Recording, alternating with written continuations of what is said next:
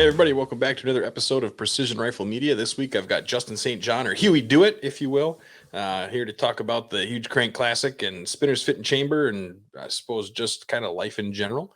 Um, I guess with that, I guess we'll just bring him right in, let him introduce himself. I don't know which self he wants to introduce. What's up, man? How you been? Good, it's been a while. Oh, dude, been I think just over 3 years. It was right before the move down here in North Carolina. Oh, that's right. Yeah, you had to move with the wife.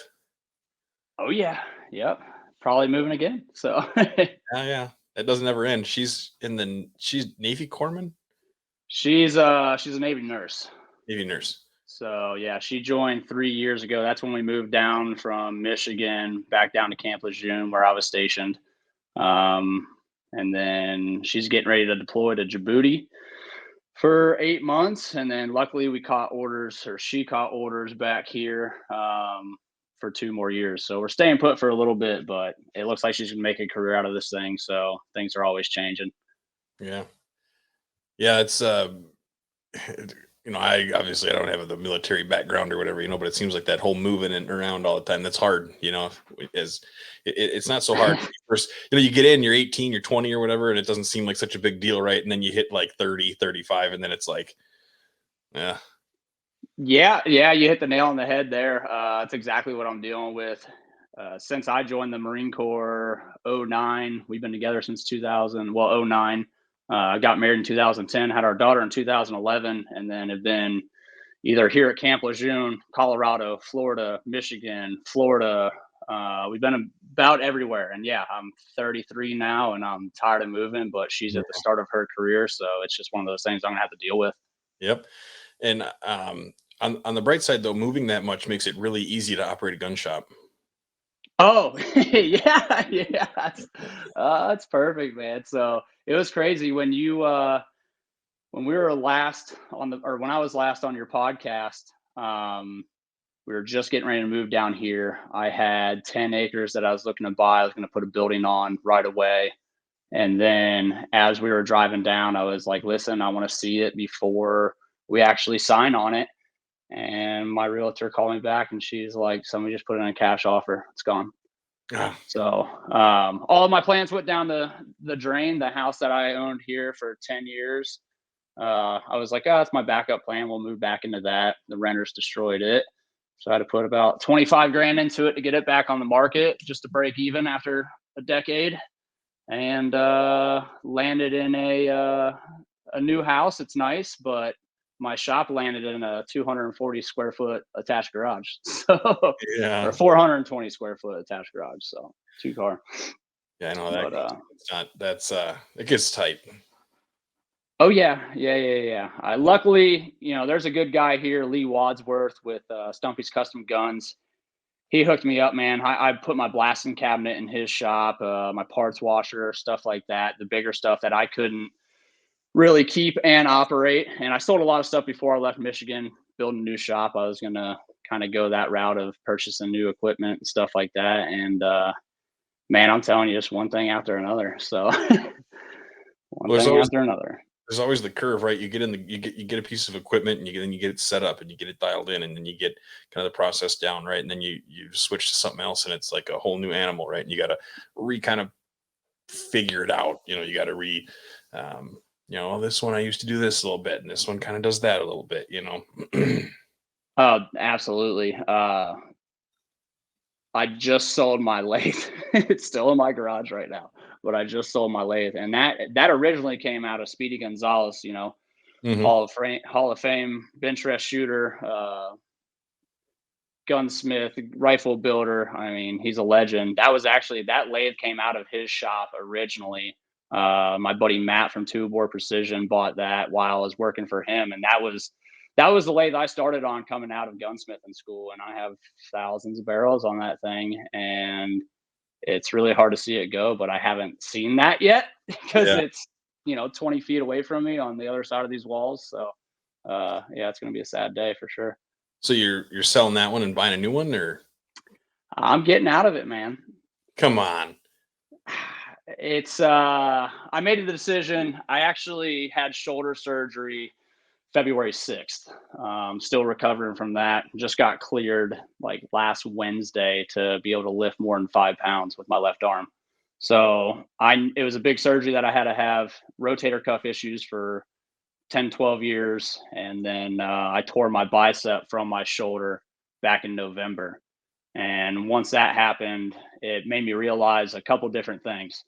Number one, Spinners Fit and Chamber was just always me, right? Everything. I was the janitor, the parts orderer, the emails, phone calls, the gunsmith. I mean, what people don't realize when you're running a business like that yourself, you're spread pretty thin. You wear a lot of hats. And I got to the point where I was kind of burnt out. And COVID hit. I moved during COVID. The ATF took 4 months to give me a new FFL. The wife kind of took over the breadwinner position in the household. And I saw that, I really didn't have to do it anymore.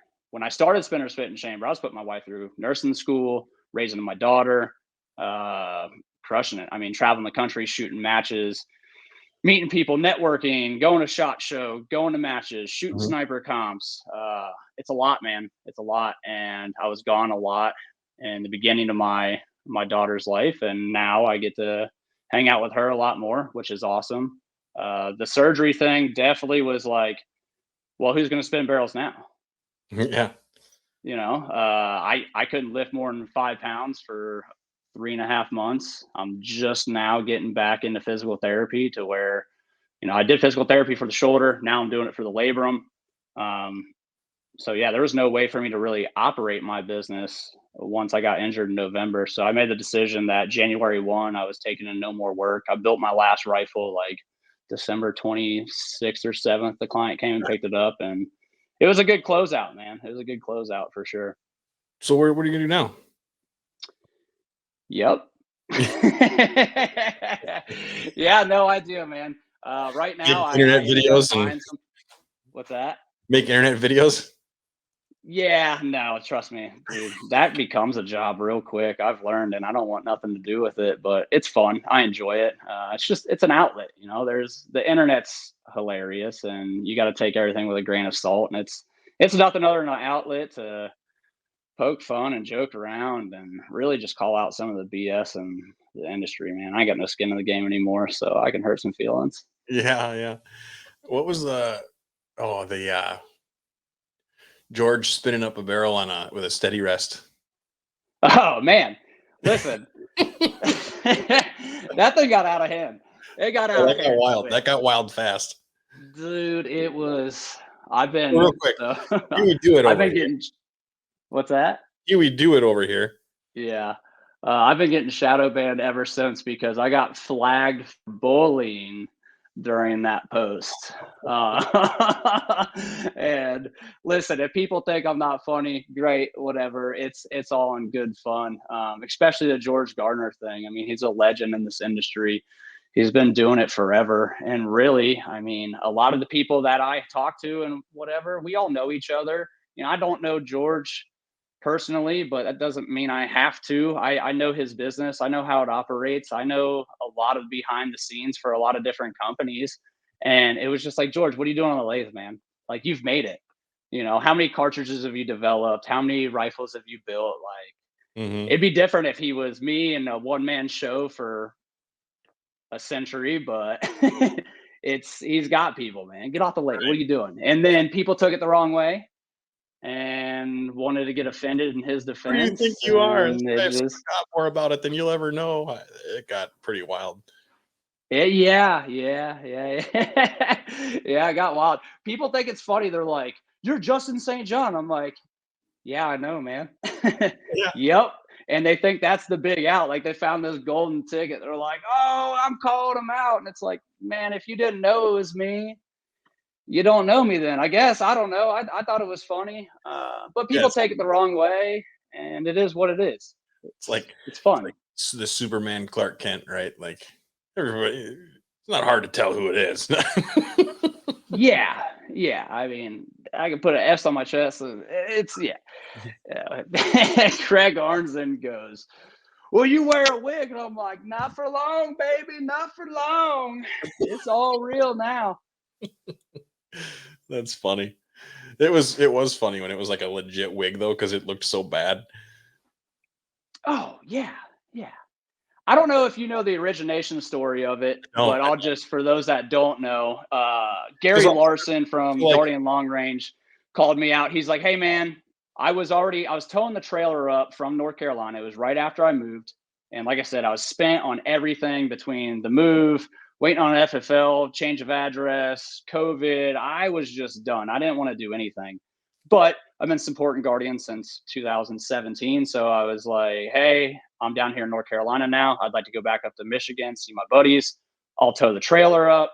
He's like, cool, cool, cool. Thanks. He's like, I don't see you on the roster. And I was, yeah, I'm not shooting. He's like, what do you mean you're not shooting? I'm like, dude, my stuff's everywhere. I'm not prepared. Kind of spent on the whole situation. I don't want to shoot it. He's like, you have to. I was the only way I'm shooting this thing, Gary, is if I can show up, sign up as somebody else, dress up as somebody else, and just come up and have fun. I don't want to talk about work. I don't want people to go, hey, how's business going? How was the move? Talk about COVID. I don't want to talk to nobody except my buddies that I knew. I wanted to go and be anonymous. I just wanted to be anonymous. And it was hilarious. The people that knew me knew it. The people that didn't know had no idea. I had a guy come up to me after the match and he goes, after the first match, I took my hat off. I shaved my facial hair that I had on and I took a picture side by side with me and photoshopped it together. Gary Larson, credit to him. He photoshopped it together. He's good at it, but like you can tell, right? yeah, right. So I had a guy come up to me afterwards. I shaved my face and everything. He goes, man, I had no idea that wasn't your real hair the whole weekend because I never took my hat off. The 3 days that I was there, I mean, we're doing flamethrowers, the typical Guardian stuff, hanging out afterwards, going out to dinner, never took it off. Just didn't break character. So, yeah. And then from That there, that photo actually got my mom. She goes, if I wasn't your mother, I'd swear that guy was your brother. And I was like, yep. Yeah, mom. That's because it's me. yeah. Oh, really? That's funny. Yeah. That's funny. But it turned into dirt bikes and trailer parks. It did. That's what happens when you buy a trailer park. You bought a trailer park? Something like that. It's Eastern North Carolina. There's some trailers here. So I bought a piece of property about 2 years ago that I've been putting a shop on and building my own little tiny house, barndominium, if you will. And I had to take a bunch of trailers off of it. So it's like, why not jump dirt bikes out of them and do burnouts in the toilets? That's funny. For anybody listening, go check out the Hughie Dewitt. Look him up on Facebook. Yeah, people are always like, how do you spell that? It's Hughie.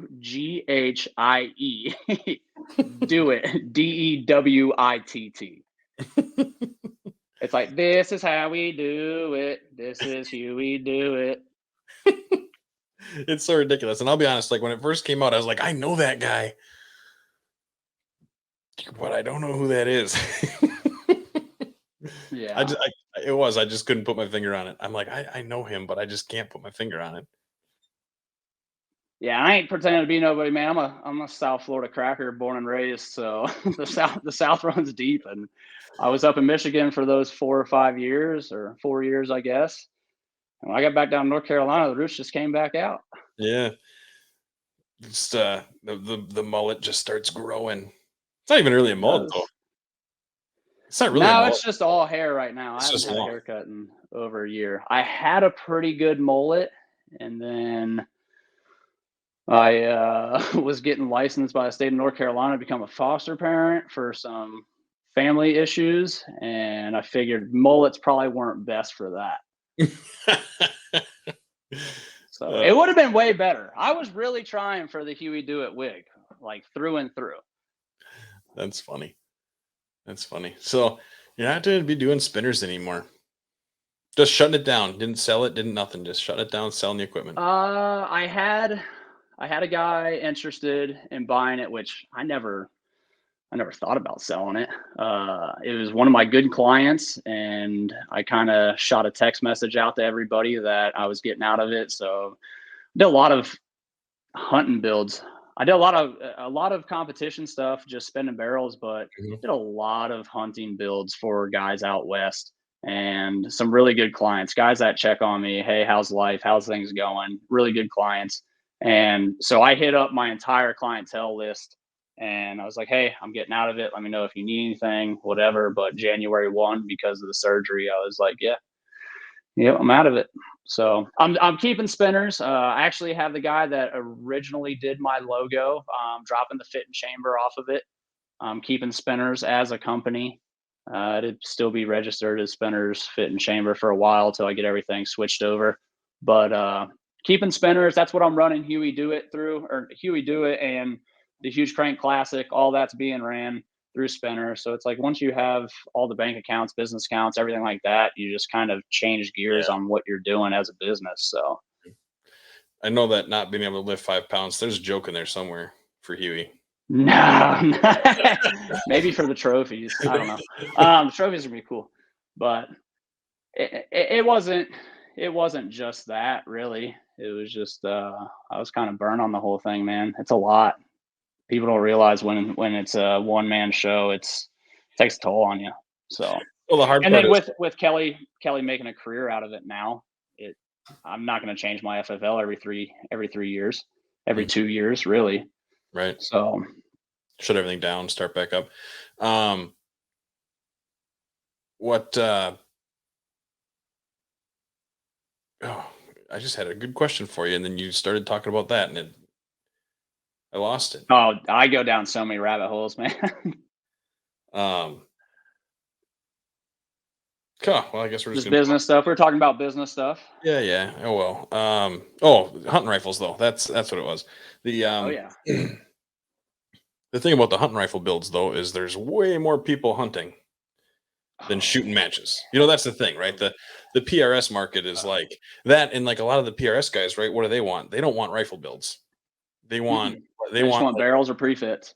yep, yep. They just want a barrel put on because they're gonna slap it in a chassis or they're gonna slap it in a foundation or they're gonna bed it themselves or whatever. They don't care, you know. Slap something together and beat the hell out of it. What do they care? You know? Even from a yeah, it's when all that stuff was going on with the post I made about George, Bobby Keekins, which is a old school rifle builder too, he chimed in and I was like, he was kind of laughing. I said, Bobby, you and I both know that this whole competition PRS thing is such a small portion of what is the bolt action rifle industry. Uh, Mhm. Yep.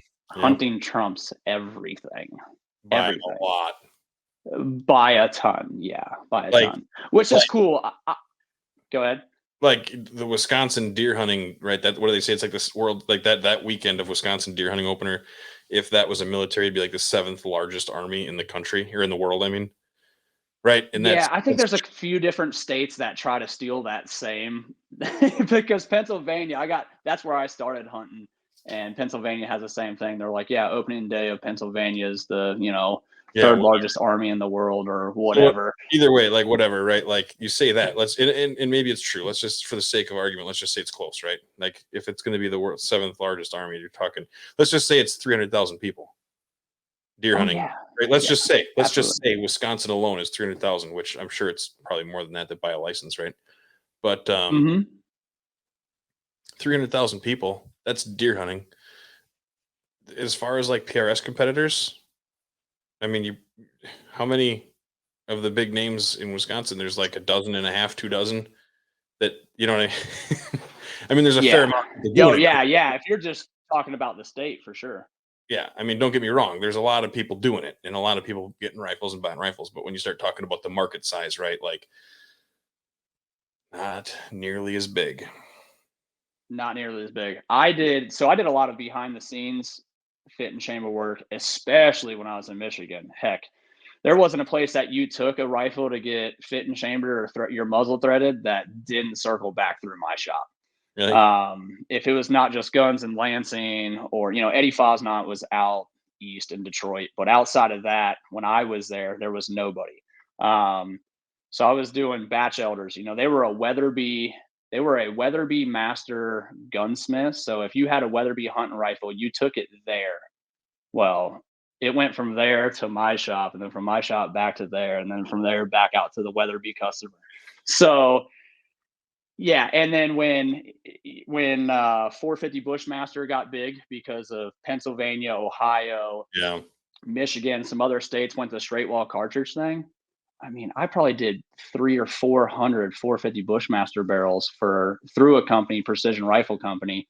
And it's like people would show up to my shop and they'd be like, "I need another barrel. Look at me. I got all this money. I need another barrel." I'm like, "I got 20 of them laying on my like." They're like, "Oh, can you get it done quick? I'll throw you another 20." And it's like, nope. You see all that? I had to talk to one person for 20 barrels. Yeah. Nah. Well, that's the hard part, right? I mean, what are you charging to chamber a barrel?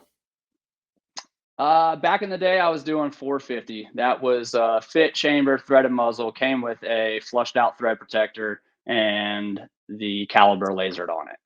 Which is So pretty what do good. And that's pretty typical for the industry right now, I'd say. I don't know. I don't pay attention to it too much anymore. But how long at does the it take? time, you've been doing it a while, you know what you're doing versus the average gunsmith. They were maybe charging 350, 300, 350 for the same job. So it was all relative. Yeah. How long does it take you? I don't know if I can let that one out. There's a lot of secrets. I hate secrets. I hate smoke and mirrors in the industry and this, that, and another. But boy, oh boy, that one Yeah. makes some people sour, I think. Yeah. Well, the point is, it takes when you start talking about doing the work and then answering the emails and the phone calls and ordering That's the where it's parts at. and or That's where it's so at. so that's the thing, right? Let's say it takes Hmm. 4 or 5 hours a barrel, let's just say, right? Just for the sake of Yeah, that's probably shoot, man. By the time you package everything up, run it to UPS or have them pick it up, yeah, you really start to get down that road where there's time in it. The machining, man, I was at the point where it's like, please just tell me what you want because I'll be done by the time we're done with this phone conversation. yeah. Okay. And I've done it. You can ask Ian Vargas. Ian Vargas, he's a shooter out in Pacific Northwest. I fit and chambered his barrel while on the phone with him. I said, headspace. And he goes, "What do you mean?" I said, "I'm done, dude. Are you done?" And freaking boxed it up. I said it'd be shipped out by the end of the day. He's like, "What do you mean?" I was like, it's just what I do. It was an extension, like you brought up earlier. It was an extension of my arm, that lathe was. Mhm. So that part wasn't that bad. But I used to get to work at 5 a.m. and I would machine from about 5 to 10:30, 11 o'clock. 10:30, 11 o'clock, people would, you know, deep pockets, they're starting to take lunch or leave for the day. So they want to talk guns. So I'm on the phone from 11, 12 o'clock 11 in the morning to, let's say, probably 9, 10 o'clock at night because I had a bunch of guys out west. I had one of the guys I did work for behind the scenes that was out in California, and he's 3 hours behind me. So by the time he's done with his day job at 5, it's 8 here. Now he's wanting to talk about his order or whatever. So that's where the real time for a small guy like me, that's Mhm. where it all was. The machining, no man, I was good at that. I loved that. That was my passion. Mhm. Um, all the other stuff, that's what burnt me out. Yeah. And that's what makes it hard, right? Is, it's like even some of these action companies, you're trying to get in action, well, it might take 3, 4 days for somebody to get back to you because it's one guy, maybe 3 guys, whatever, that's the thing. People don't realize the time that you have into that that's not doing what you're supposed to be doing. Well, you're supposed to be doing it, but It's not the job. It's not that part of the job. yeah. Now, if you're a bigger company, bigger corporation, whatever, you got people for everything. Even my buddy Lee at Stonepiece Custom Guns, me and him talk all the time, and he's like stressed out about barrel work, and he's like, "Come in here and spin these." I'm like, "I ain't doing that, man." No, number one, I can't.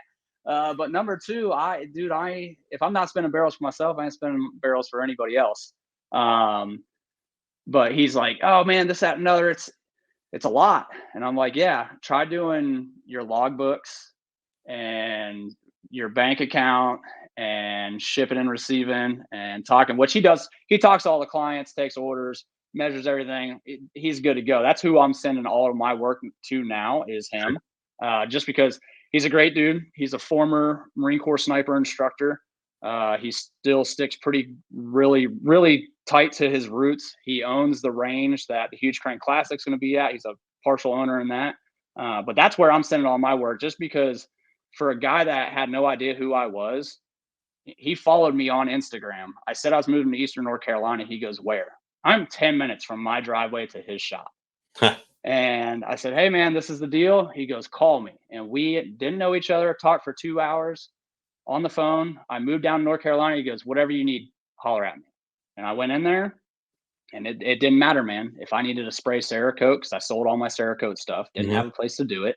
So I'd go over there with 6, 7 barrels and hang them all up and use all of his stuff. I'm like, "What do I owe you?" He's like, "We'll figure it out."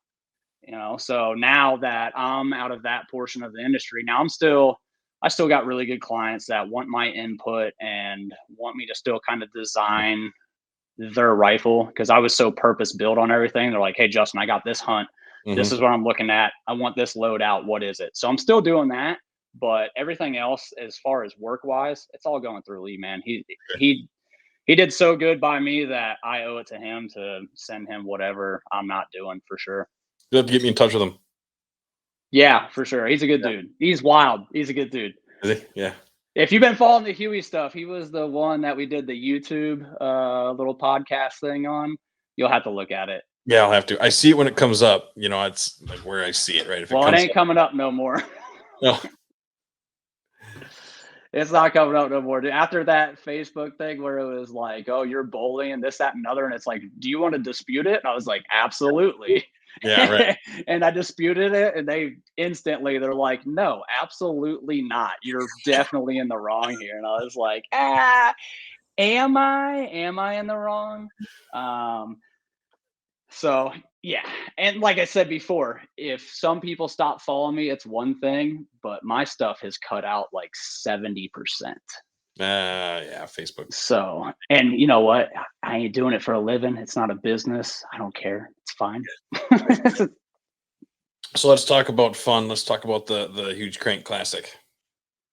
The Huge Crank Classic, man. Yep. The internet, like I said before, is a wild place. I love it. It's hilarious. If you can't find the humor in it and take everything with a grain of salt, you got to take a deep look in the mirror and figure it out. But my stages have been writing themselves, right?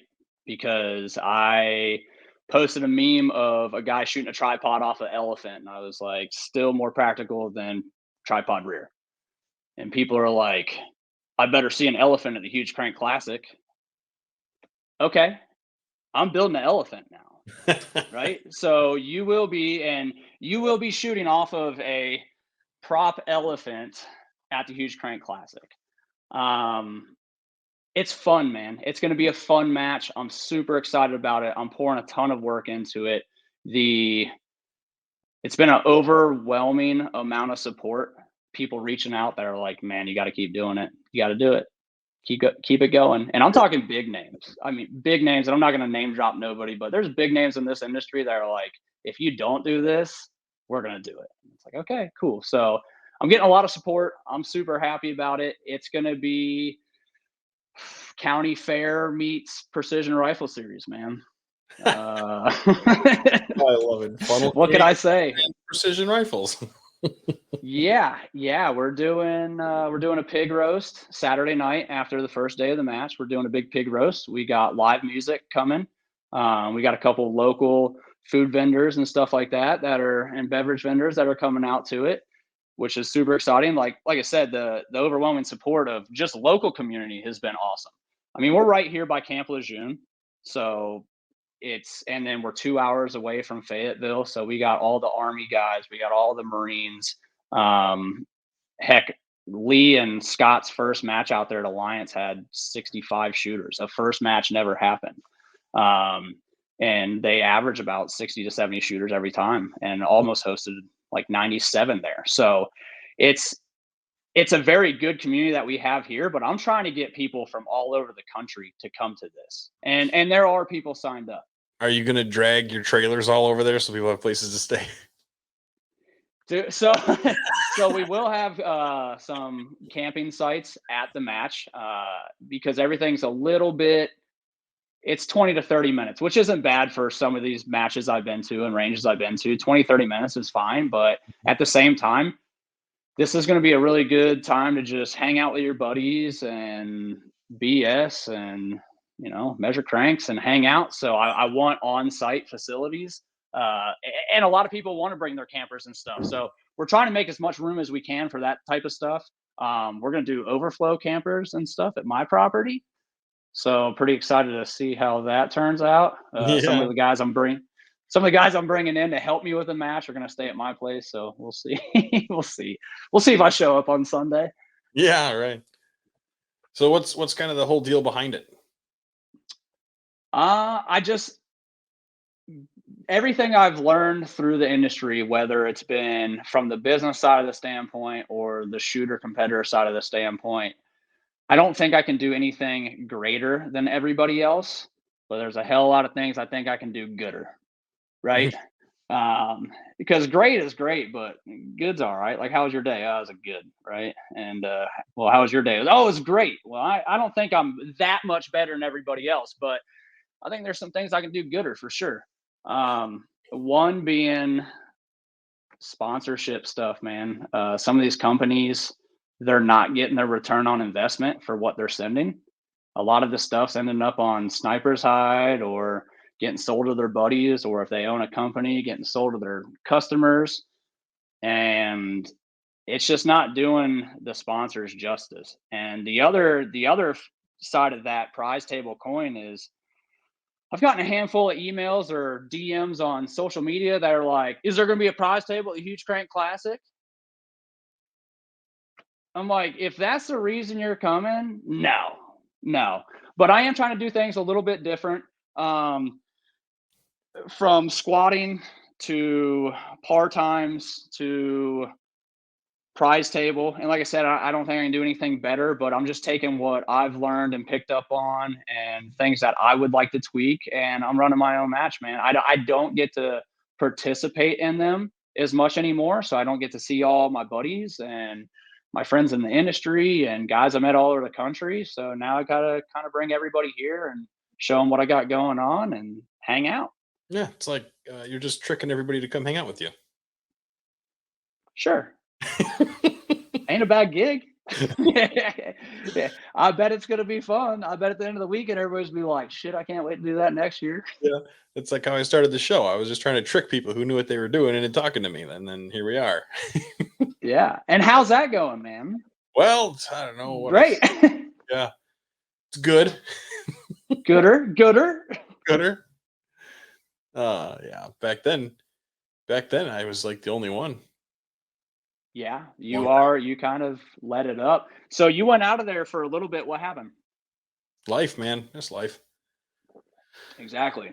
Yeah, just life. It was it was I got a new job and two kids and started up another business and kind of was doing that for a while. And this was I like this part of it, talking to you guys and whoever else, Yep. and the rest of it I'm not very good at, and took me a long time, and there was a lot of time into it, and then I ended up getting connected with Brian at Sitch Radio, and Brian, we kind of partnered up on it, and he's a lot better at that part. So we kind of talked about it, and I was like, well, let's bring it out, and Brian helped me bring it back out, and here we are. Heck yeah, man. I'm excited to see it too. I really am, because people don't realize, and that's kind of where the match came from too. We all got lives. Things change. You can be a huge competitor for 3 or 4 years, and as soon as you don't show up to a match, people are like, "Oh, I don't know you. I ain't never seen you." And it's like, do you know who I am? I mean, not that I was ever anybody big or to write home about or whatever, but it's like, to question my resume, man, go ahead, brother. I don't even care. I got no skin in this game. Just Well, the let funny her eat. Let's see how this goes. But it's like I was what happened was life. Like, yeah, what happened to you? Life, kids, yeah, job, work. I mean, yeah, that's where and this match came from. It's for the people that can't shoot PRS or NRL or even 22 matches, because competing doesn't fit in their lifestyle, right? So there really isn't a big once a year, I hate using this word, PRSKIS, right? Because I love Precision Rifle Series and Ken Wheeler and Missy Wheeler. They're great, they're awesome, whatever. But not everybody can shoot PRS or shoot NRL, whether it's from a time standpoint, a money standpoint, just a life standpoint. So there's nothing that's like once a year for that part of the industry. Now Yeah. there's Mammoth for the guys that want to go ruck, and I've shot Mammoth, and at the time that's what I wanted to do. That was a goal I set out for, and I wanted bragging rights. And the first year, me and Ben Fleener, I mean, he's a better shooter than I am, but we took fourth place. So I helped a little bit at least.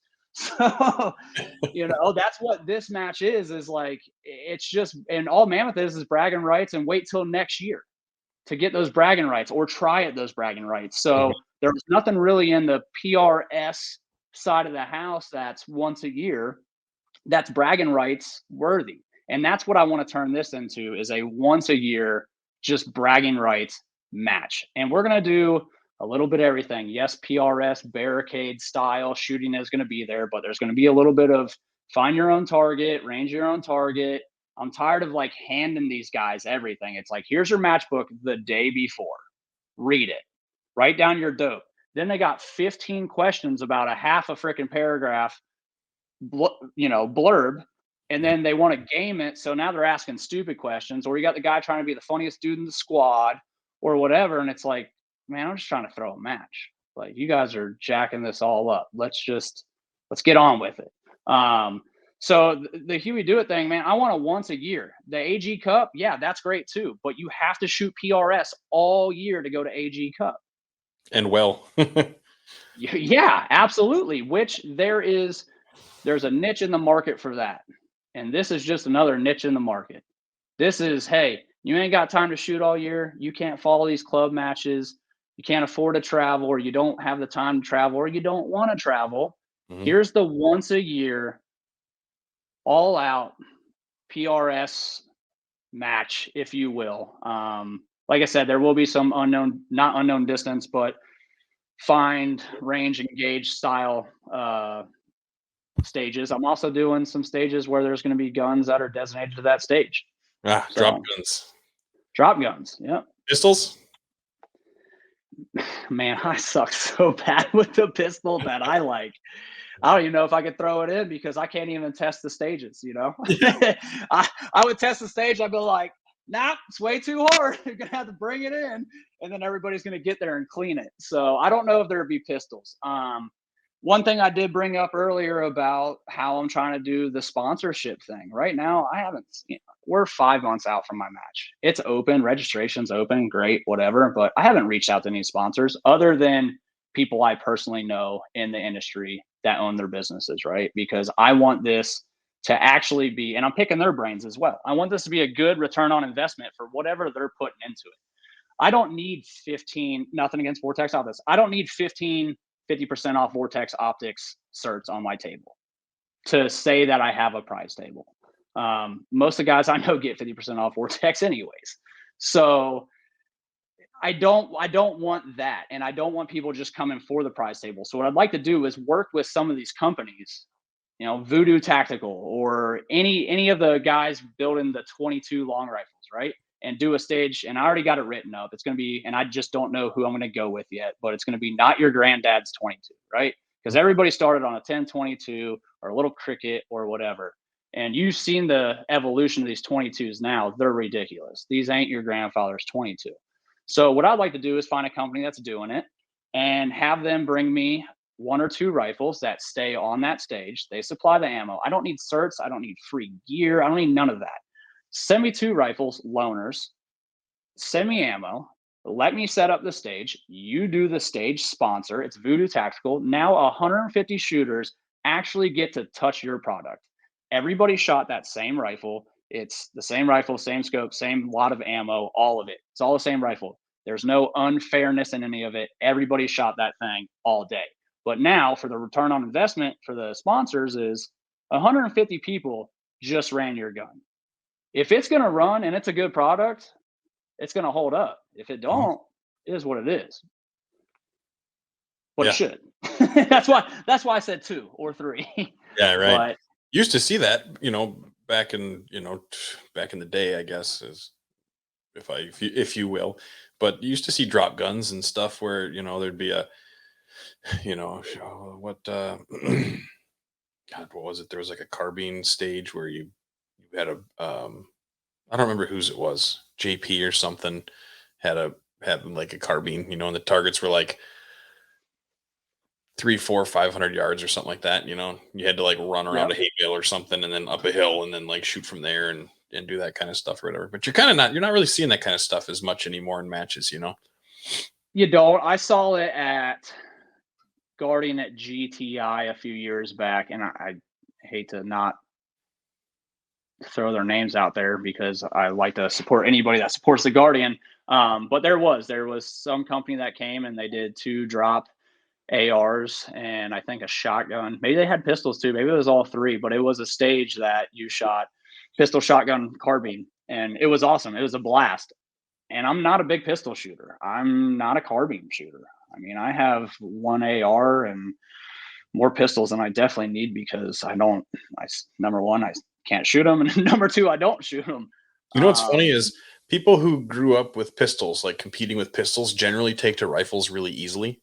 But people who've only been with rifles, I'm not saying this is always the case, but a lot of times the people who are used to the rifles have a hard time going to the pistols. Have you Yeah, noticed that? yeah, I do.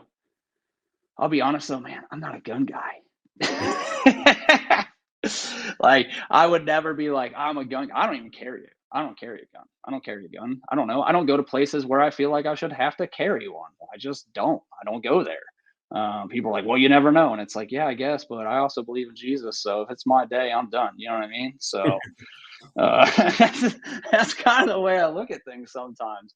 But yeah, I love rifles, but that's all I love. And even in gunsmithing school, when I went out to Colorado School of Trades, you start in basics, then you go through the whole curriculum, but at the end you work on everything: shotguns, pistols, revolvers. I mean, you name it, you work on it. And I wanted nothing to do with any of those. I found a passion. So you go through basics and then you go to machine shop, stocks. Back in the day, you used to go to stocks, and then you would go to design and function. Well, I fell in love on a lathe in machine shop of that, like of gunsmithing school. The guy behind me, he was in his late 50s, former Marine, good dude. And he goes, "Hey man, how long you been working on a lathe?" And all of our lathes are one in front of the other. It's 2 rows of them. So the guy behind me goes, "Hey man, how long you been working on a lathe?" I was like, "Sean, what are you talking about? We're in the same class. I've been on a lathe just as long as you have, about 2 weeks." And he goes, "No, man." He goes, "I was a machinist before I came here." He's like, "I've never seen anybody pick this up the way you have." He's like, "I've never seen anybody." He goes, "You need to stick with it." And that stuck with me. And here I am. I Until own January. Open Up Spinner. What's that?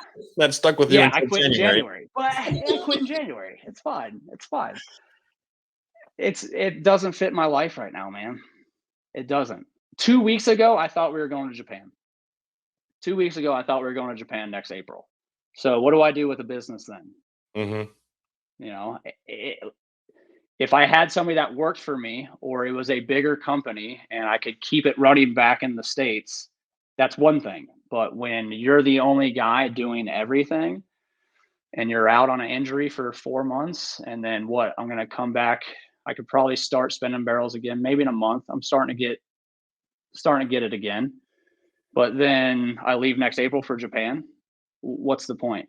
And with my wife going that route, she wants to make a career out of it. It's a great career for her. I mean, I support her 100%. So now I just have to sit back and let that happen and see where all the endeavors I have going on take me. And wherever that goes, it goes, man. So got to be Semper Gumby is what we called it in the Marine Corps. Yeah. Always Gumby. You know. Yeah. Yeah. It's hard when you got to move around like that. Any moving's hard, let alone when you have to move your whole business. Absolutely. I mean, think if I did something as easy as lawn care, right? Lawn care is a lot of local business. You have your routes, you got the same yards that you've been doing for 3 years, and you pack up and move to California, and then it's like you got to start all over every Start time, over and from it's scratch just again. Yeah. yeah. And there's businesses that I can be a part of and own where I can take them on the road and I can do them remotely. And there are things I can do. I'm starting to do a little bit of consulting in the industry still. I'll be teaching a couple private fit and chamber courses later this year once I get rehabilitated. Um, so it's like that type of stuff I can do and be flexible, but I can't own a custom rifle shop and have, be married to the military. So Yeah. Yeah. So when's the classic? When's the Huge Crank Classic? Huge Crank Classic is October 7th and 8th. We will be opening up the range at noon on Friday before for people to come in, sight in, vendor day, kind of just to hang out, chill, get ready for Saturday morning because it's going live and fast Saturday morning. Saturday morning is going to be busy. Saturday is going to be very, very busy. Sunday is going to be shorter par times, probably less stages. I mean, I know that for a fact. Less stages, shorter day, just because I got to put in awards, prize table, thank yous, get everybody out that traveled in from all over the place, get them back to their families and loved ones, and on Monday or Tuesday, whenever they're planning on getting back. But yeah, Saturday's gonna be a handful, man. So what's the deal with that? You say county fair meets precision rifle match. So you're gonna have like food vendors, you're gonna have live music, you're gonna have like what you gonna So, so, what, talk to me. so when I first posted the Huge Crank Built a Classic, I'll wall. tell you, like I said, the internet. I saw everybody was kind of messing with a dude that posted a match, and it was way overpriced, and it was way short, way small round count, and everybody was kind of dogging them, and everybody's like, "Man, that better be the best hot dog I've ever eaten for that price, right?" Because it said hamburgers and hot dogs. And in typical Huey fashion, I was like, "Well, that shit's funny, so let's see where that goes." And I was like, Huge Crank Classic, corn dogs and Slim Jims, baby. That's what's for lunch. And people started laughing, and they're hitting me up and they're like, "Is this a joke or is this real?" Yeah. And that's when I realized, I was like, "Oh no, baby, this is real. This is happening," because I already knew I had arranged to host that. Hmm. I help out there at Alliance Outdoors. Scott Profiteer and Lee Wadsworth from Stumpy's, they're partners in on that deal. I help them with their club match. I knew even if I poked the bear, like, here we go. I already got a place. We can do it. So Hmm. started out as a joke. It started out as a joke, got really real, really fast. Um, but I am trying to get some corn dog. Like, I want I love corn dogs. I love corn dogs.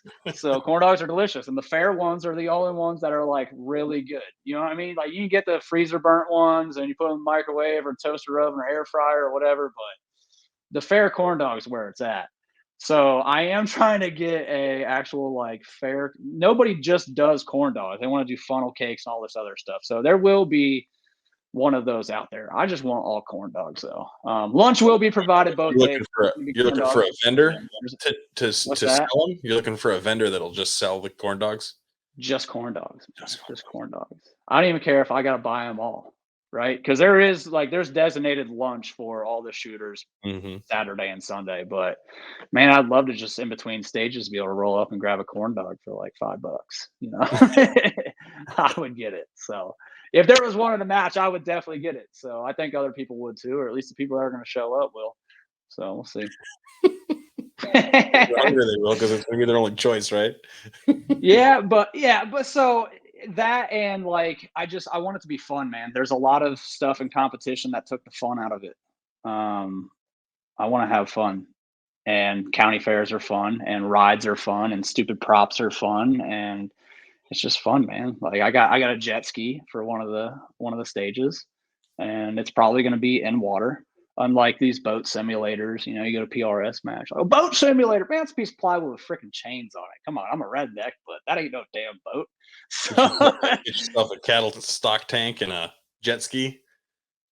Yeah, pretty much. Jet ski's already out there. Jet ski's already there. Oh yeah, but I I'm mean, probably gonna end up making a custom tank because I don't want to take up too. Everybody's like, just throw it in a freaking above ground pool, and I was like, yeah, that's dangerous and it moves around too much. So I'll be building something custom that it sits in. Building the elephant custom. Got a bunch of other props that are definitely. I mean, they're big, solid props that nobody can be like, oh, this was wonky or this was unstable or unsafe. No, it's all gonna be safe, but it's definitely gonna be some stuff y'all ain't never shot off before, that's for sure. yeah, yeah. I always like when they got a truck, right? You're gonna shoot out the truck window. What is this Tuesday? Yeah, yeah. That our first club match, I did NC Hunter stage, and we were shooting off of the side mirror out the Zuzu Trooper, which is our range vehicle. So like the stage was you had to shoot off the or the side mirror, and all the targets was like a turkey, a coyote, all the animal silhouettes, and it's like, yeah, man, that's Eastern North Carolina hunting. That's everybody hunts from trucks here. Yeah, yeah. It's a dog hunting state. Everybody hunts dogs. I can't stand that, but whatever.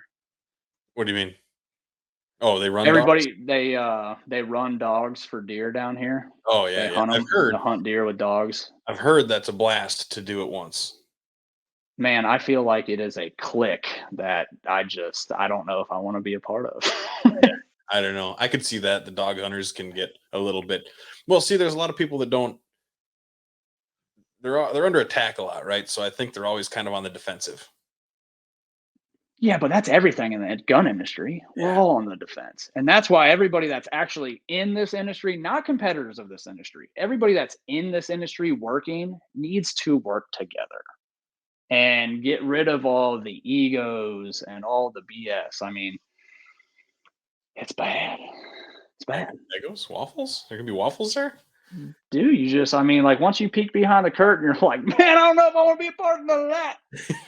I'm good. I'm good. That seems like, and that's where the name Huge Crank Classic came from, because that's what a lot of these dudes are doing is just trying to measure cranks all the time. And it's like, well, let's see them, boys. Show up. You give let me see it. Come on, Yeah. prove it. That's what the Huge Crank Classic is for. Come show us how big it is. Bring it. I mean, are you going to win? You're going to clean it? You're going to clean it? I highly doubt you're going to clean it. Are you going to spank everybody by this huge gap, like where they're at 65% and you're at 82? No, it's not going to happen. I would love some of those guys that just that are here for the wrong reasons. Look at me, I got to win. This is why I'm here. Blah blah. Please show up. I'm going to show you a bunch of hillbillies shooting beer cans off fence posts from 500 yards.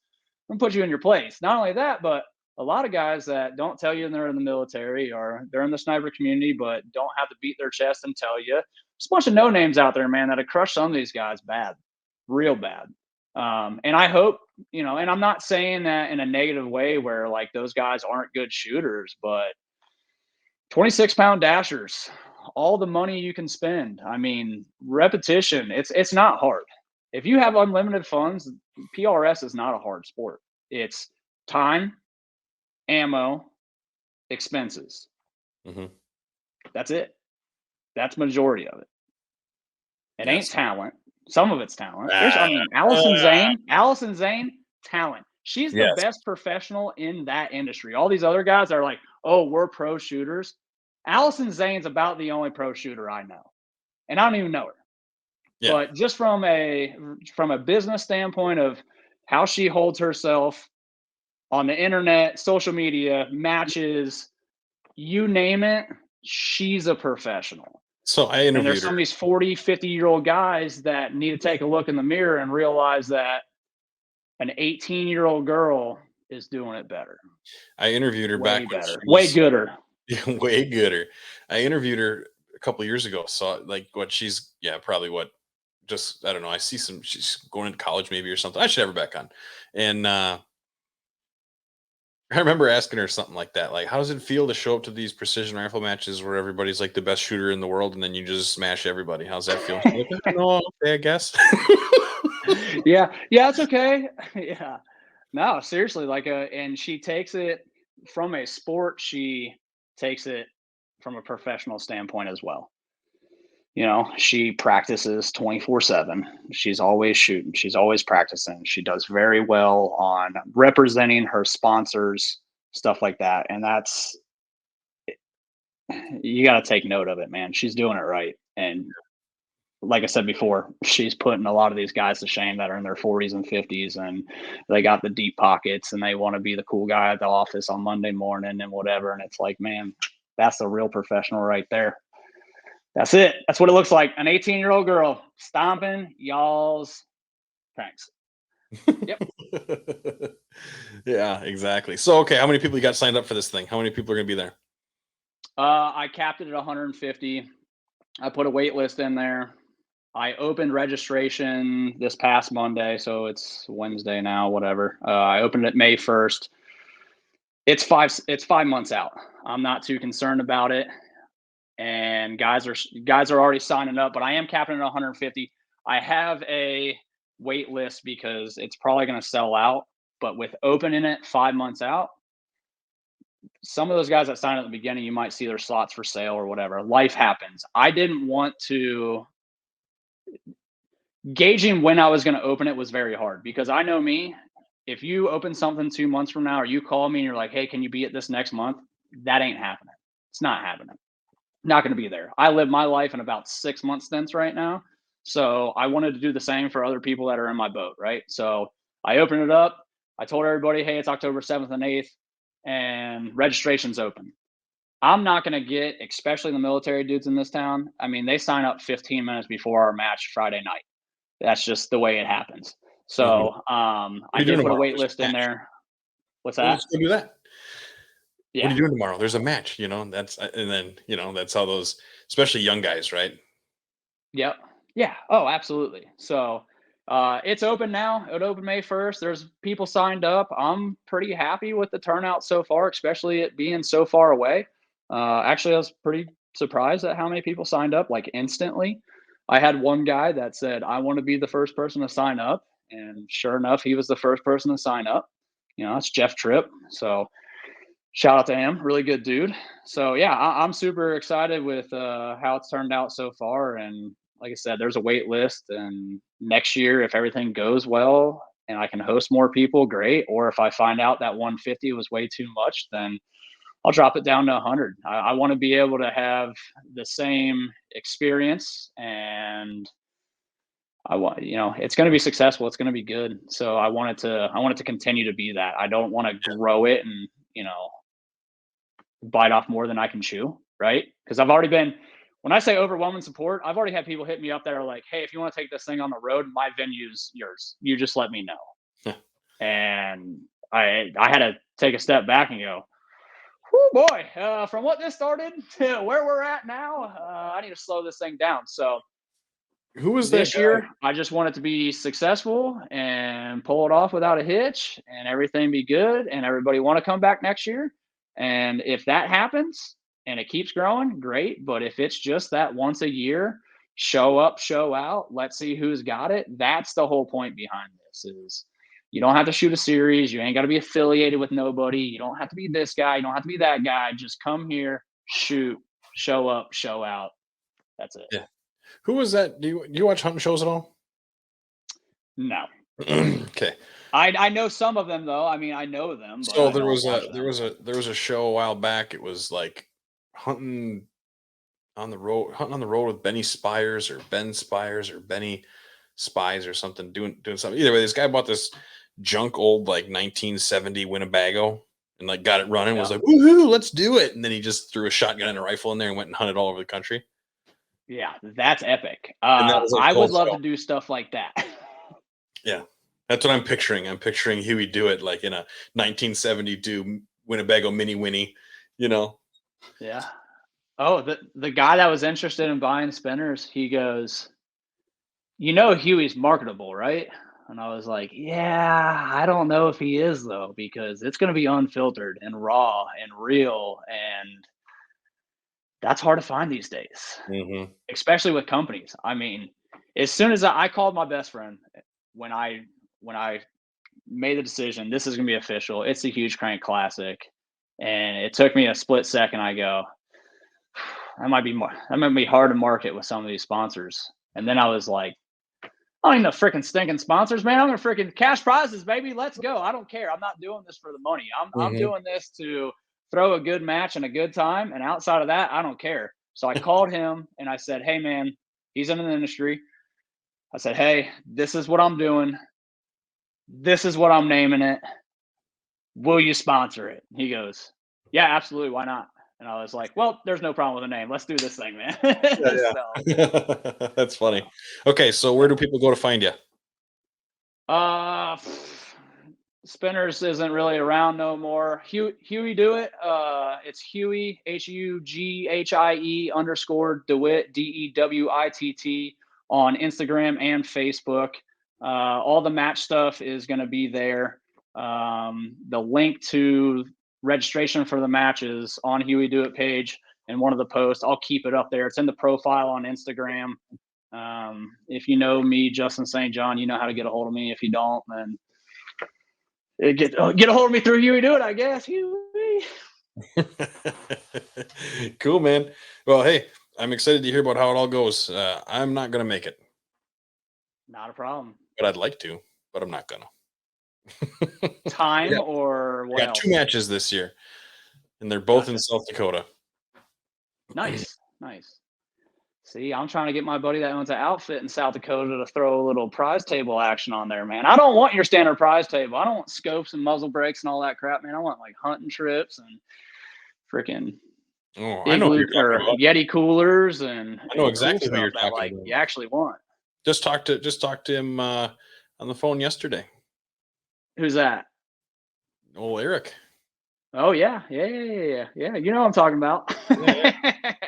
I talked to him like a week or two ago, and as soon as I got off the phone with him, I said, dang it. I needed one more conversation with that dude. Yeah, But we'll talk. We'll talk. He sent me all the God and Gun stuff. So yeah, shout out yeah. to Eric Nelson, God and Guns. Look it up. Go shoot a Freaking buffalo. Huey Dewitt's might go shoot round 2 on buffalo. I didn't shoot my first buffalo at his place, but I'm definitely be shooting my second buffalo at his place. That's for sure. Yeah, yeah, definitely. Yeah, I just talked to him. Oh boy, I talked to him a fair amount. Yeah, Yeah, good dude. So absolutely. cool, man. That's where the match is at, and that's when it is. How much is Oh it? yeah, my bad. Sorry.